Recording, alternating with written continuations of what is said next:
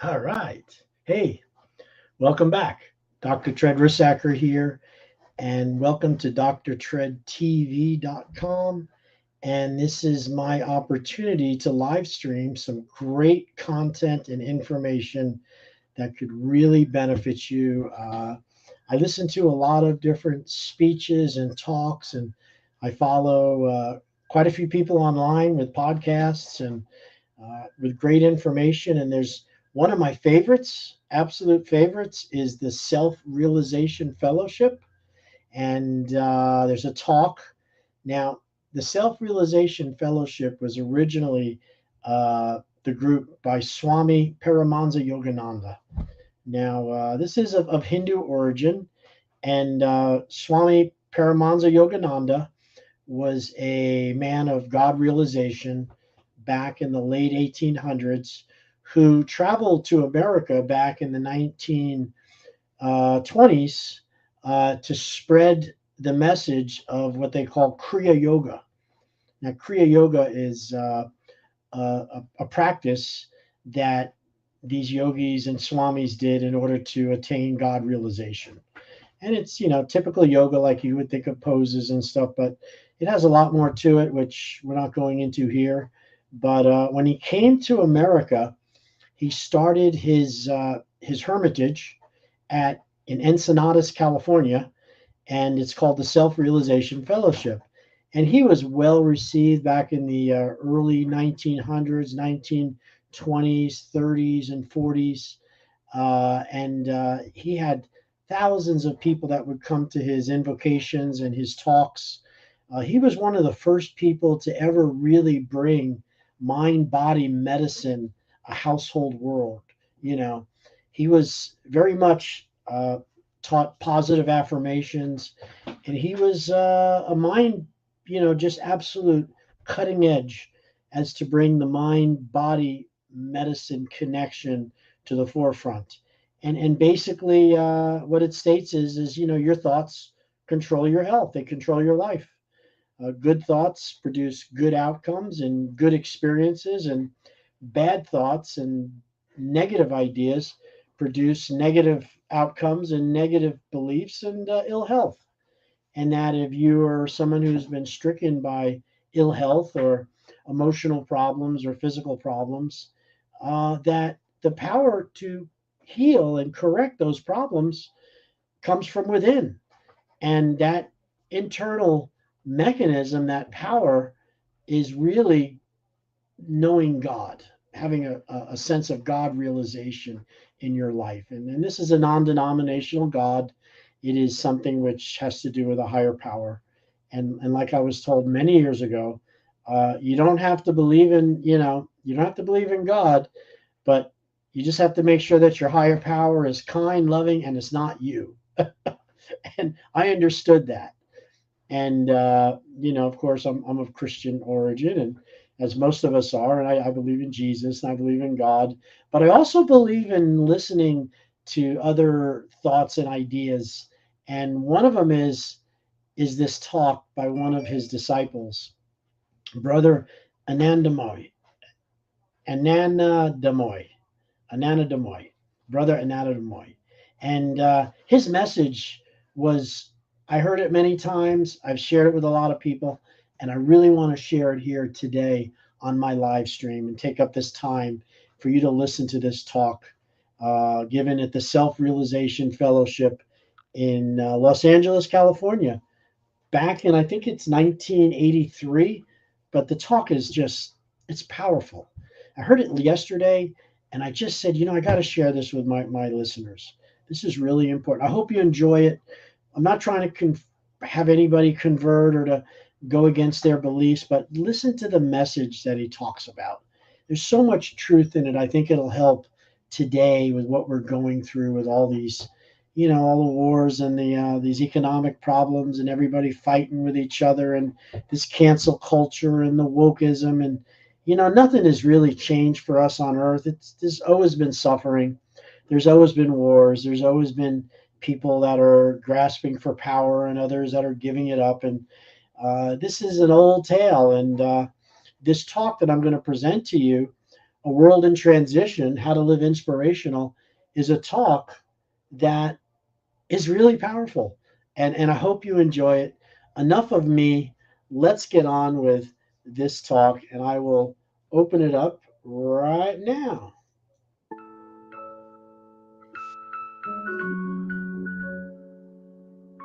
I'm going to zoom out of here. Oop.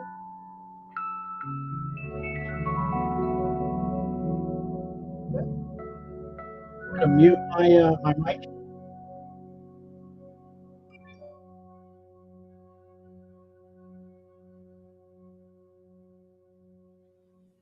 It's hard to believe, isn't it, when we are looking at the world today, with all the problems, all the confusion, that it is a higher age. But we really have left behind the darkest period of Kali Yuga, and we are relatively quite far in a Dwapara Yuga, a higher age, in the ascending cycle. The trouble is, most of mankind has not understood what the whole thing is all about. In action, in concept, in attitudes, most people in this world are still very much in a Kali Yuga.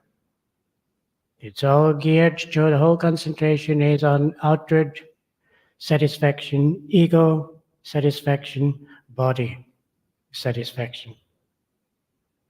And the great advantages of this new age, due to science, due to technology, one of the greatest advantages is free time.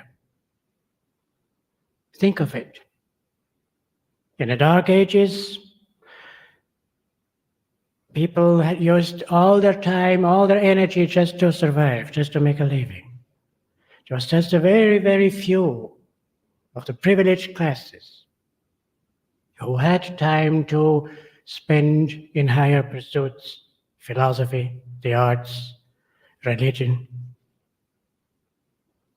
And now, at least in the industrialized countries, everybody is in that class. And what do people do due to ignorance?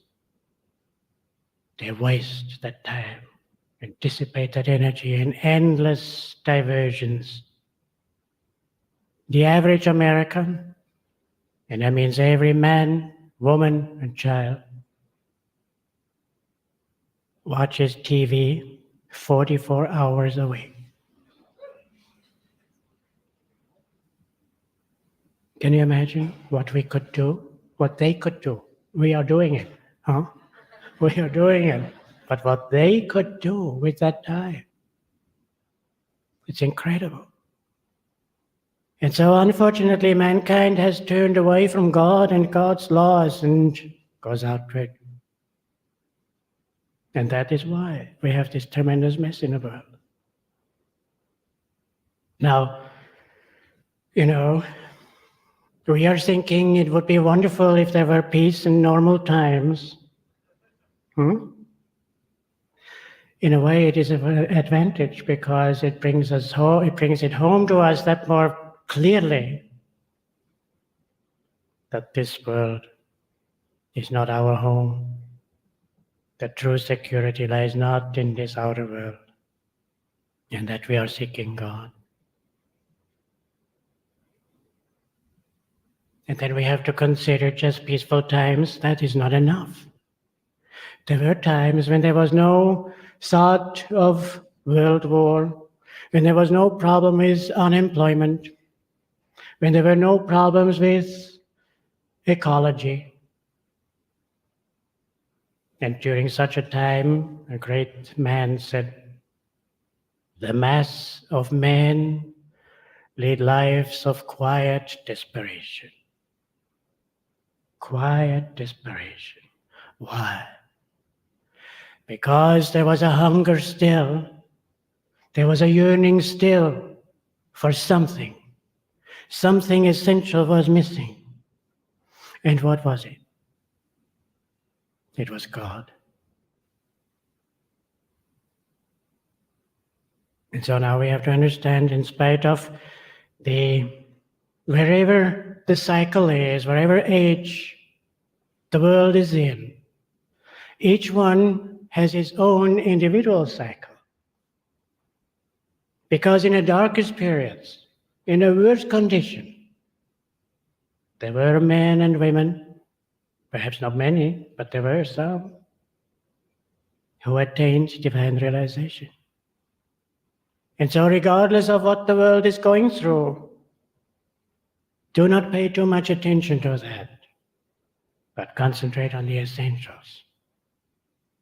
Because if we want to find God, we have to direct our energy in a constructive way.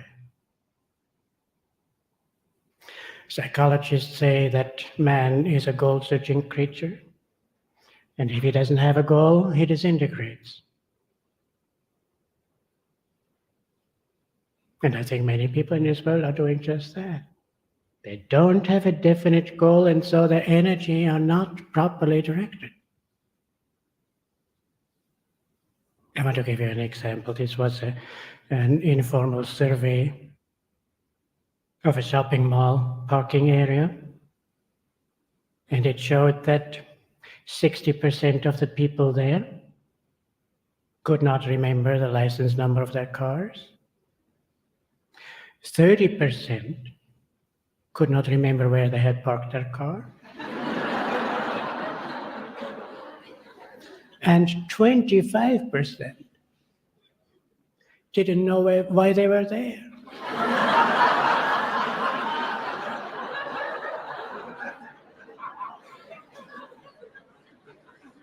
They simply were there because they had nothing else important to do. Now, can you imagine if people are so confused, so having no direction in their lives, that it takes so long to get out of this Maya?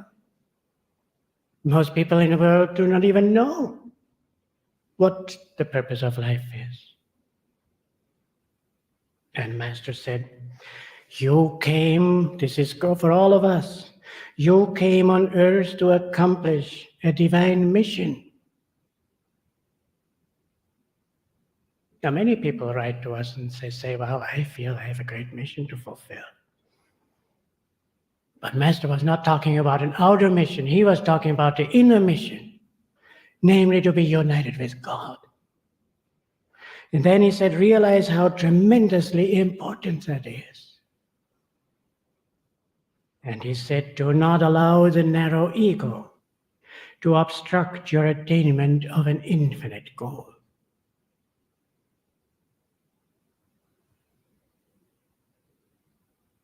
And so now we have to concentrate on God and not the outer show.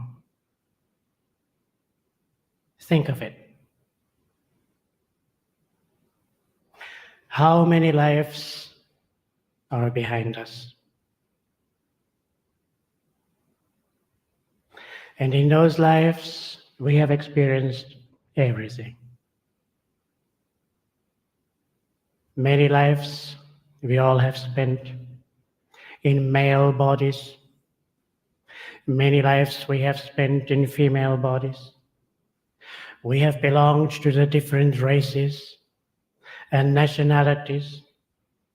We have been rich and poor. We have been famous and forgotten.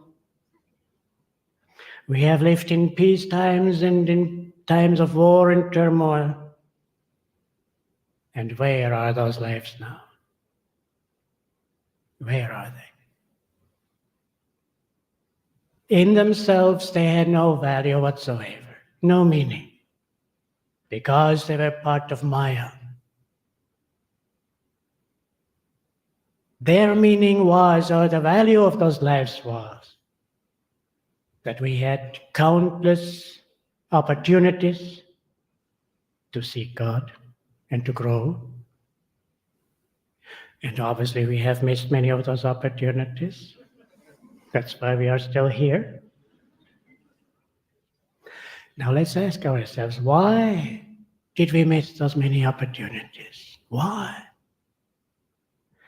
Because we concentrated so much on the external show and our external role that we pushed God out of our consciousness.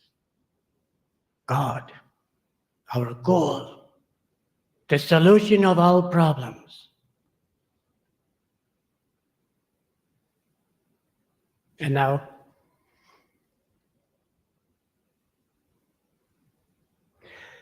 living in this time, naturally thoughts come like, what is the future going to be? Is there going to be war, and this is going to be this and that, and so on, all those various things? Of course those thoughts come.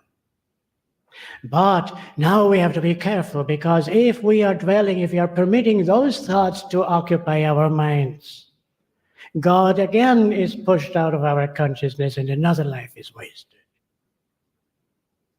Isn't it true?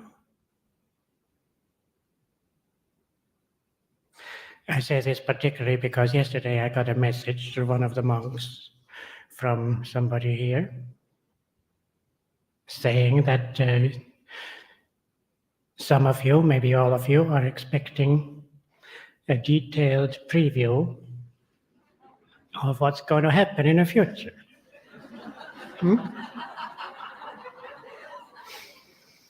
Now,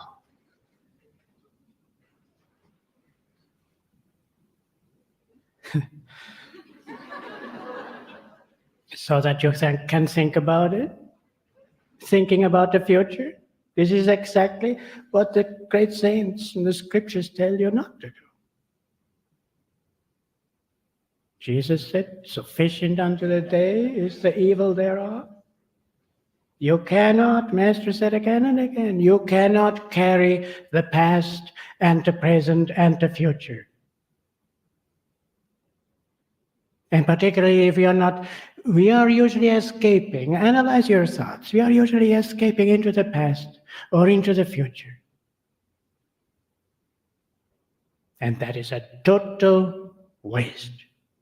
We have to stay in the present. We have to discipline ourselves to stay in the present and fill that present with God.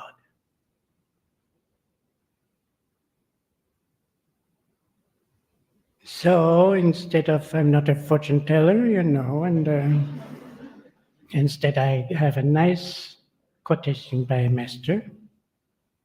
He said, if you know the plot beforehand, when you see a motion picture or a performance on a stage, it will not be interesting.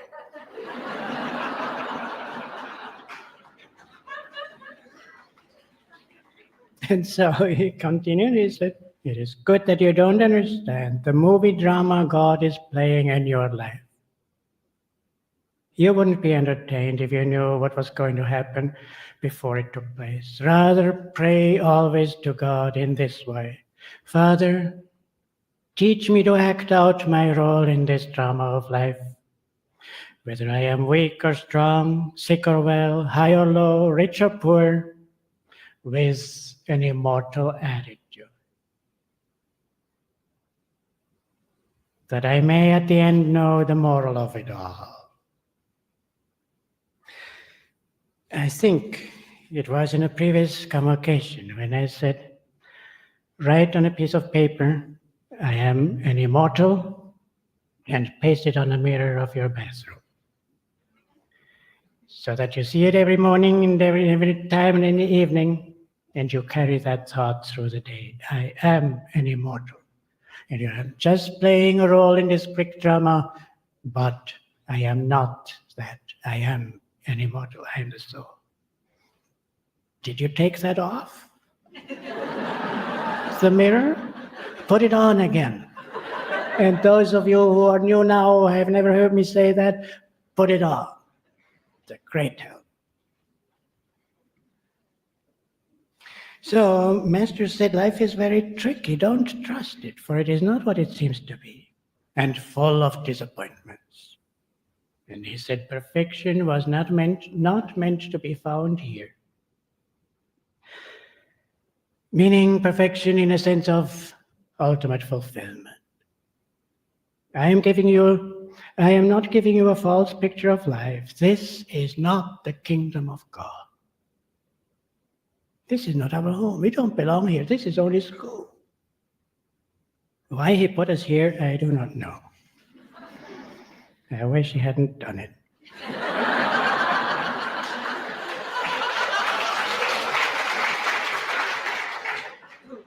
So anyway, when he said perfection is not found here. When I was in India, I compared, I watched, I observed.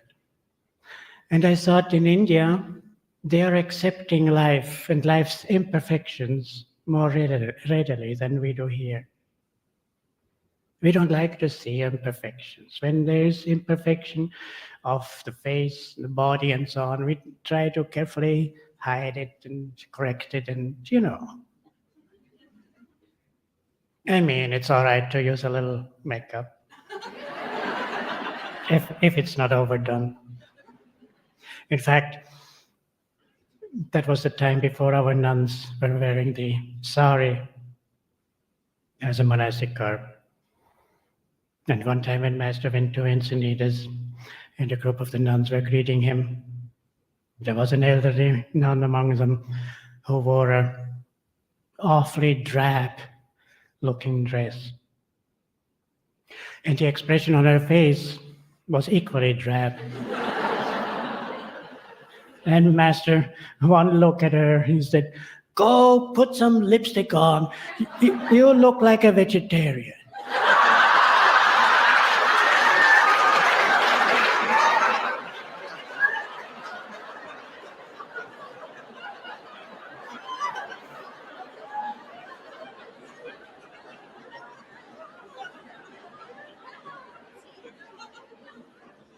Master had a wonderful sense of humor. Now, I don't want to give you a wrong impression, The monastics are not eating any meat, but he was referring to the particular group of vegetarians, those that make diet their god, and all they think about, as Master said, about lettuce and nuts and nothing further. And usually they are the most sickly-looking people you can find. That's why usually it's that emphasized is that I call us and the members proper Eatarians so that we wouldn't get into that category of, So anyway, compared to India, here we don't like to see a dead body, the destruction of a dead body, that sort of thing. In India, I went a couple of times to burning ghats, and I saw dead bodies not hidden in a casket, peacefully lying in the midst of between burning logs, and the family sitting by and watching how that body disintegrated into ashes. They accept that. Because death is not the end. It is part of life. Life is eternal. Death is simply a transition into a higher plane of existence.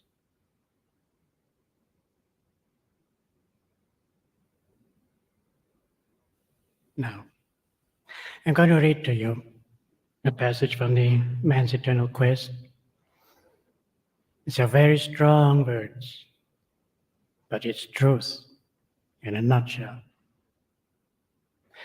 And if you like, you can write it down. It is on page 454. And I say this particularly because when devotees have come for personal interviews to see me, in about 80%, I give them this passage to read. These are very strong words. There is nothing to live for except God. All else will go. Pray only for that which is abiding. Don't yearn for human love. It will vanish. Behind human love is the spiritual love of God. Seek that. Don't pray for home or for money or for love or for friendship.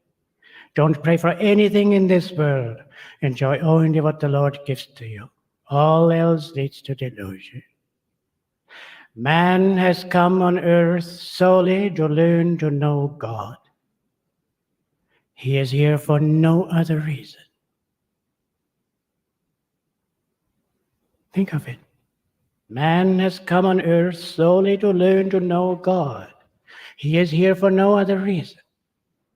To all those who seek and love him, he tells of that great life where there is no pain, no old age, no war, no death. Only eternal assurance that will never grow stale, a happiness always new. Now, isn't that exactly what we are all seeking? A state of consciousness where there is no pain, no old age, no war, no death, and eternal happiness. Isn't that it? Now, when Master is talking here, these strong words, he doesn't talk against friendship, marriage. He doesn't talk even against trying to make a success in life outwardly. What does he mean?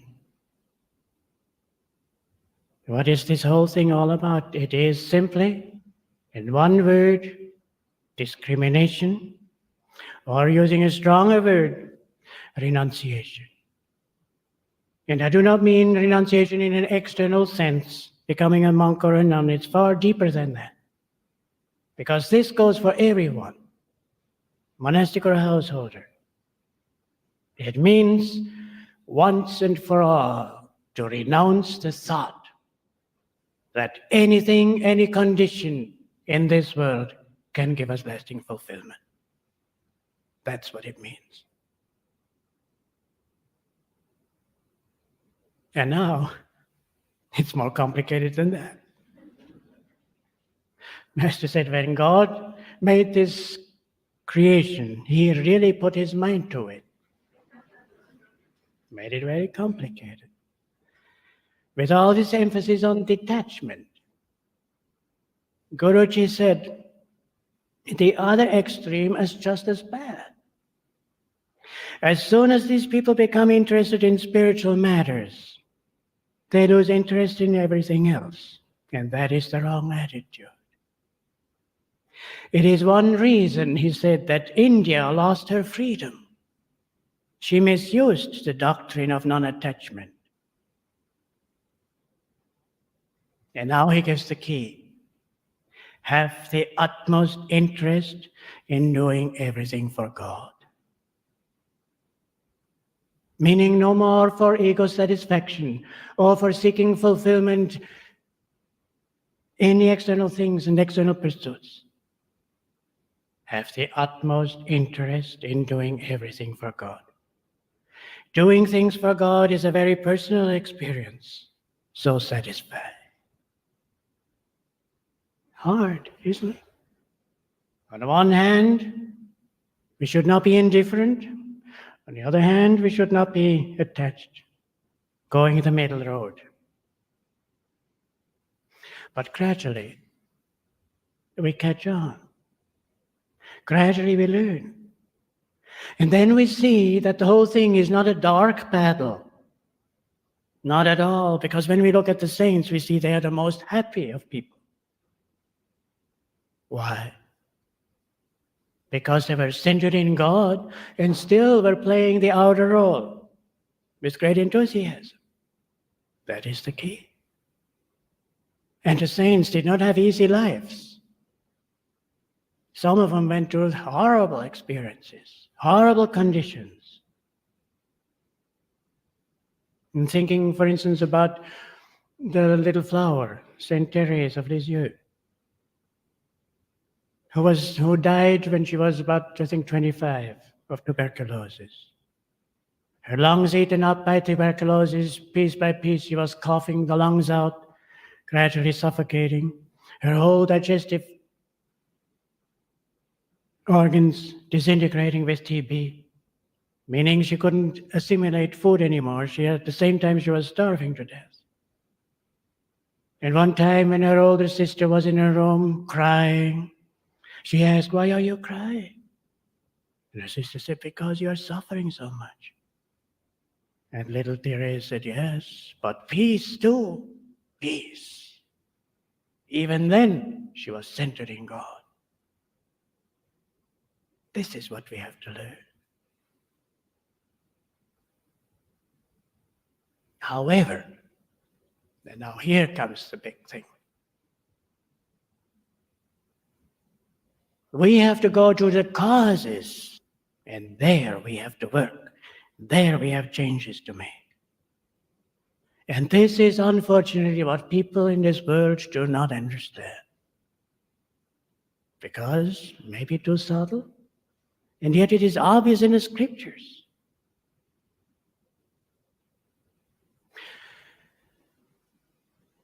It wasn't so long ago. A man talked with me. He was all fired up. He said, "I want to work for peace. I want to get politically involved. I want to work for causes, nuclear freeze movement, and so on."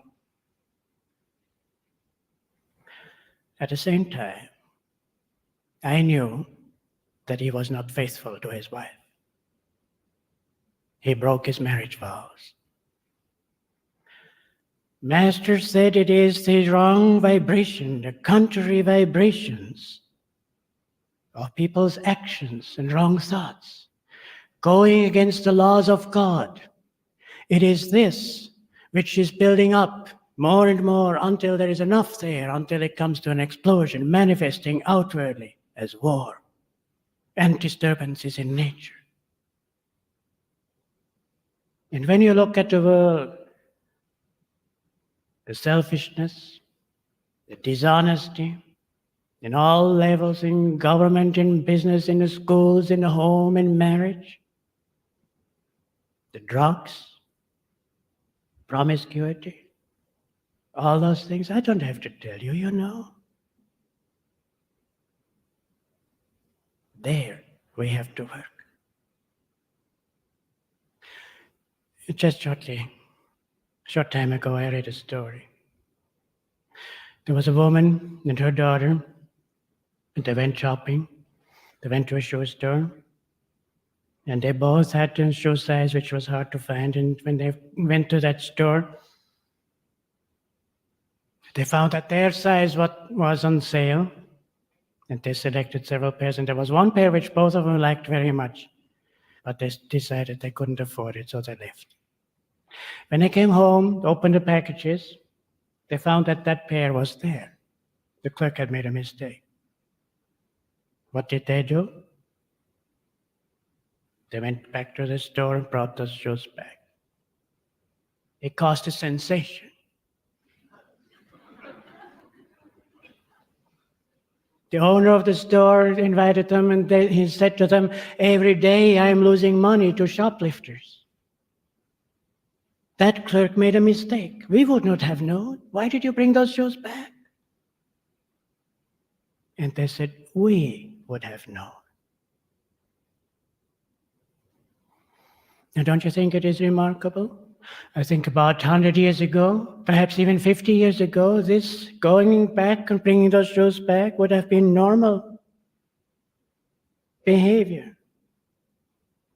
Today, it is written up as an exceptional, as a sensational story.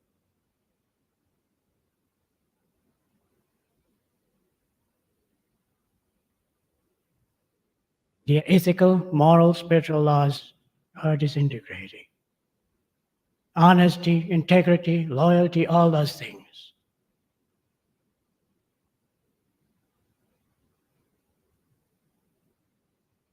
So, as Dayama often says, and Master often said, we have to start. We have to live according to law. I remember many years ago, when there was war and destruction and famines and all those things, the Master said, look at the pounding people are getting. And why? It is because they have forgotten God. So we have to do the utmost to center our lives in God and to live according to His commandments. Why is it that all the great religions have as foundation those basic rules of right living, of living in harmony? God created that law, not to hurt us. He had to create that law in order to keep the whole universe in balance, in harmony. And it is not God, and sometimes I think when I hear or read about passages in the Old Testament, it is not God that is angry. It is not God that is punishing us. Never. God is a God of love. But He created the laws of harmony, of balance in creation. And if we are going against those laws, then we are getting a reaction.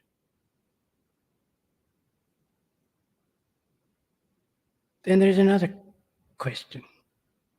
Many people are asking that. Should we move out to the country to be safe if anything should happen? Well, my dears, I cannot be so naive as to think that the law of karma works only in the cities.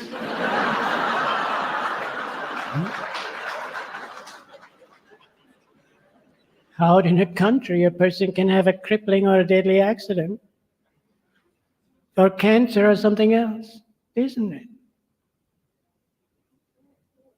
And people asked Master about cancer, and he said, certainly, cure for cancer will be found.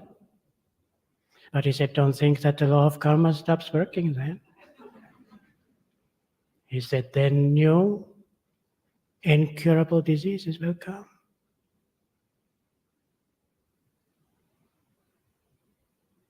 So, we have to understand, not thinking in terms of external so much, but there is no security anywhere in anything except in righteous living, in prayer and meditation.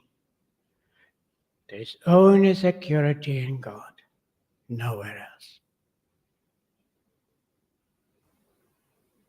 Master said you have to learn from others' experiences. He said it is not necessary to undergo every kind of experience in order to reach ultimate wisdom, meaning realization. You should be able to learn from the experience of others. Why should you go through the endless panorama of experiences in order to discover that nothing in this world can ever make you happy? Isn't it? It's so, you read Master's writings. You don't have to read whole, for hours and hours, but these sentences, these deep truths, don't read it just like a novel. Take those deep truths and dwell on them. Think about them. Make it your own. And when it comes from learning from examples of others, I think the greatest example, at least to me, was our own Rajarshi Janakananda, who rose from utter poverty. He with hard work, became a business tycoon. And was he happy then? Was he secure then? Far from it. And it was then when he was searching, and then he found this path and these teachings, and he started to practice. And then he wrote, or he said, he didn't write, he said this. One of the blessings I have received through these teachings has been permanent relief from a state of nervousness, a state of strain, an inward state of uncertainty. Business tycoon. Strain, nervousness, uncertainty. I have gained calmness, peace, joy, and a sense of security, which he didn't have before with all his money. a sense of security that cannot come to anyone until he has found the true security of the soul. And then he said, no longer does it make much difference whether or not I have anything from the external world. I have learned to live by inward joy. It is the most beautiful thing that life can offer.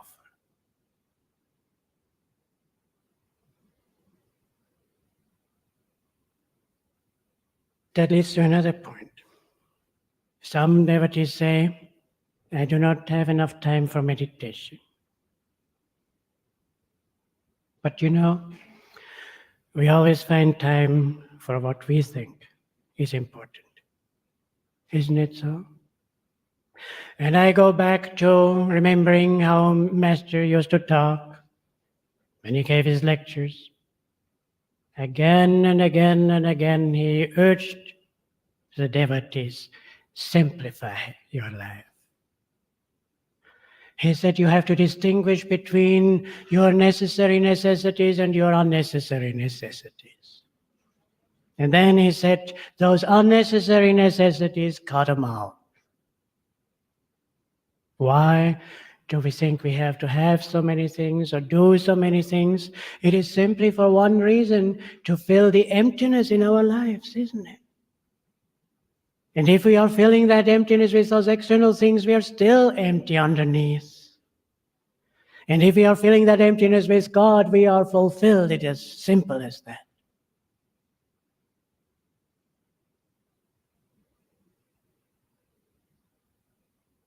There's another point. The home used to be like a fortress.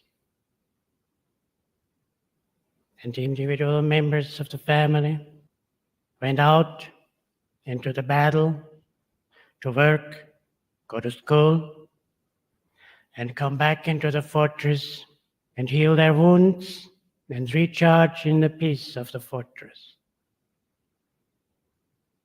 To a great extent today, that fortress has been destroyed through TV, isn't it? How can we possibly have peace in a home if we are bringing the world into the home? It was bad enough with radio, but it was not as bad as TV, where you see it visually.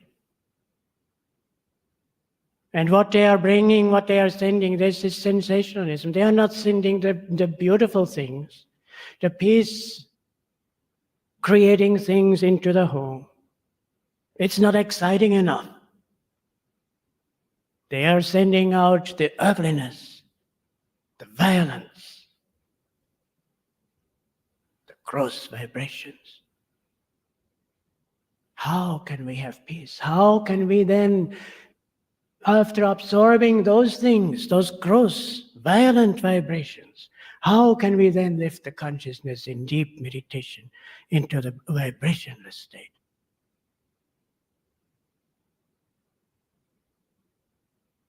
I know you're not watching much. I trust. But I would like to urge you, analyze and see whether you can cut off a little more. I know families who have completely gotten rid of their TV set. And they said the difference it made in their lives, it is absolutely incredible. They said, first of all, we have more time for each other. We have more time for the children. And the children have completely changed because they have become creative, they think. And they do not feel a need to go out and go into drugs and all kinds of things because we are giving them more attention. And above all, they say we have now more time for meditation.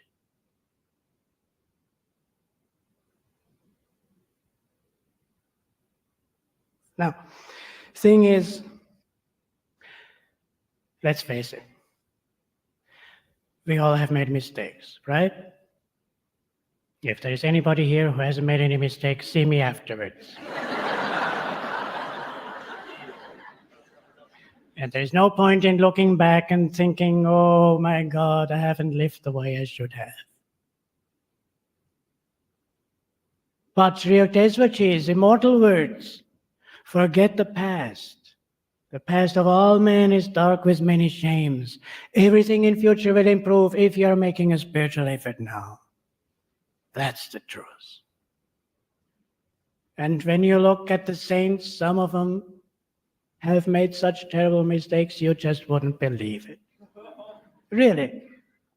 It was not so long ago.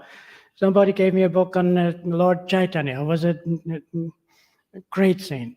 He was an incarnation in the 16th century or something like that in India. And he had a couple disciples. They were in leading position in society, and they were, you wouldn't believe the lives they lived. Nothing but murder and drunkenness and rape. You just wouldn't believe it. There is nobody here who has such a record. Nobody. And they became saints. So, concentrate on God. And remember the past karma, the past bad karma, can be erased. How? Guruji says if you practice Kriya Yoga, you'll burn up your past bad karma and reach the home of the Father forever and forever. And something else. He said, if you love God with all your heart, He will wipe out your karma.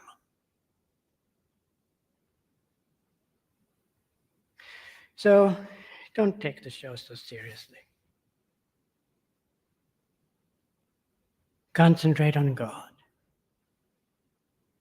I want to end practice the techniques. Practice the techniques. I want to give you a quotation in the Gita. Krishna says, without yoga, O Arjuna, renunciation is hard to attain. The yoga harmonized moon swiftly goes to the eternal. Why? Because if we are not practicing, we are in outer consciousness. We are body identified. We are totally identified with our external experiences and the big drama outside. And through yoga, we are interiorizing and we are gradually more and more experiencing the reality behind this passing show. And when Krishna says, without yoga, renunciation is hard to attain, mind you, obviously, again, he did not talk about external renunciation. It's inner renunciation because Lord Krishna was a householder. And he taught the Gita to Arjuna, who was a householder. It is the inner which counts. And then the more you bring God into your life, the more you can say, I'm giving a quote by Brother Lawrence's beautiful, humble, devotional saint of the 17th century. I do not know what God has in store for me. I am in such tranquility that I fear nothing. What could I fear when I am with Him? I stay there as much as I can. May He be blessed for everything. Isn't it wonderful? This is the truth. There is the security. This is what we have to concentrate on. And then comes another point. You know, people are so concentrated on this mortal plane and this mortal body, as if there were nothing else beyond that. One time, a man asked Master, is there really such a thing as hell? And Master's eyes were dancing with laughter when he said, well, where do you think you are now? We are here in that plane. Who wants to stay here? You know? St. Augustine said the soul on earth is set in a foreign country and in a prison, shut in a torture chamber. One of the monks, when I gave him that note, that quotation, he laughed and he said, maximum security prison, isn't it?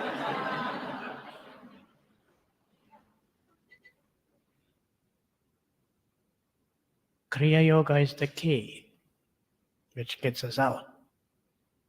And don't think that there isn't anything beyond. I remember some years ago when I was minister in charge of our Encinitas temple.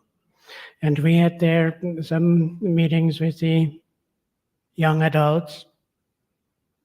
And sometimes we were discussing questions they had. And that just at that time, there was a strong rumor going around again that there's going to be a big earthquake and all of California is going out into the ocean and it could happen any moment now. So they asked me about it. I said, well, I don't know. Personally, I doubt very much that Master is establishing his international headquarters in California and then everything goes out in the ocean. But then I said, so let's take the example, it happens right now, and we all die. Then what? I said, then we are going to continue our satsang on the other side just like that.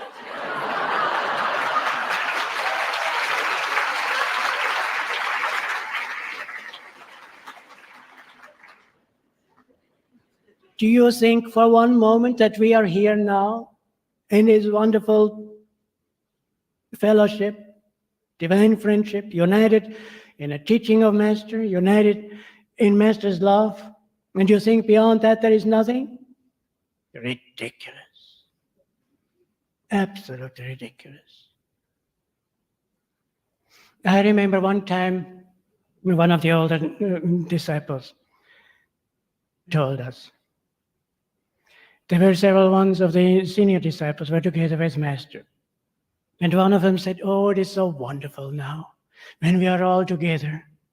And time passes so quickly, pretty soon life is over and then all is finished. And Master said, what do you mean? On the other side, we know each other much better. Don't think this is it or this is the only place. They are higher realms.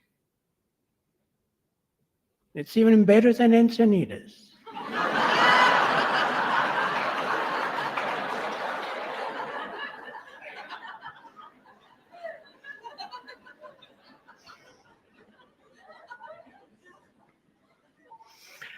I tell you, one time, some years ago, I was called to a hospital. There was a man, I had known him for quite a few years. He was dying. He had for years, he had some bad habits, and he was a good man, but he had those habits. And no matter how much he tried, he couldn't get over them. And finally, his health broke down completely. So I went to see him. I said, now forget it. Forget the past. Don't dwell on it. Fill your consciousness with the thought of God. God is compassionate. God is love. Think of Him, and everything will be all right. He said, no, I want you people to pray. I want to live. I said, life is eternal. It doesn't depend on the body. He said, no, I want to live. And I tried and I couldn't get through. It broke my heart. And as I left the room, went to the door, once more he cried, remember, I want to live. A week later, he was gone. And that very same week, I was called to another hospital.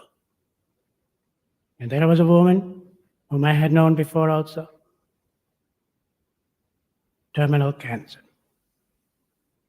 She called and she said, "You know, I am far enough in the lessons and far enough in my practice. I'm ready for Kriya initiation. Could you come and please give it to me?" And for a moment I hesitated because I thought if she is that far gone, she won't be able to practice Kriya. And I don't know whether she caught my thought or whether it was too obvious. She said, "I know I'm too far gone. It isn't that. But I want to be sure that I am Master's disciple. I want to be his." And I said, "If you feel that way, you do not need a formal ceremony. You are Master's disciple. He has accepted you." But I went anyway. I gave a very simple ceremony. I did tell her about the technique of Kriya Yoga, but mostly I talked about Guru-disciple relationship, that eternal bond, unconditional, between Guru and disciple. And then when she repeated the Kriya pledge, promising unconditional love, unconditional loyalty to Guru, this path, tears were streaming from her eyes.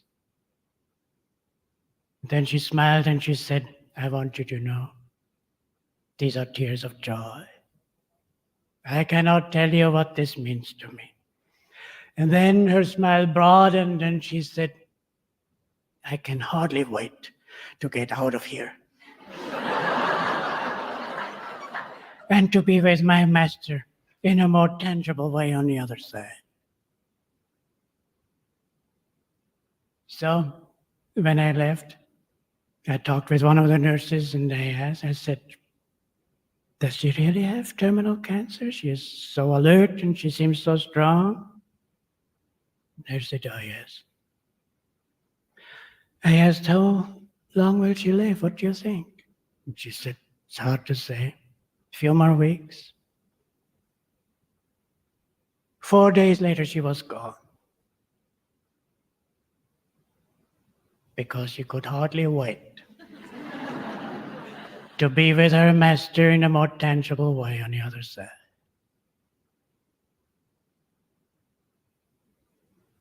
Now, with this, I hope you understand. I do not mean to say that you're going to die soon. Hmm? I just mean to say that there is a reality which is immortal, which is not touched by anything that this world is going through. Don't concentrate on the external show. Concentrate to the best you can and concentrate on God and Guru.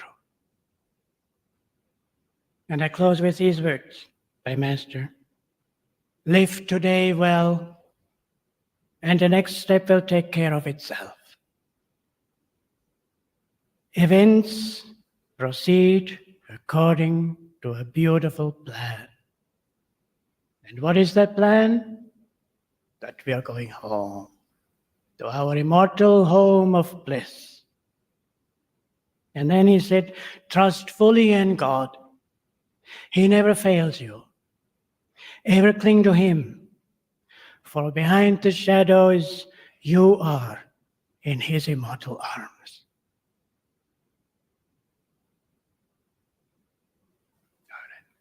God bless you.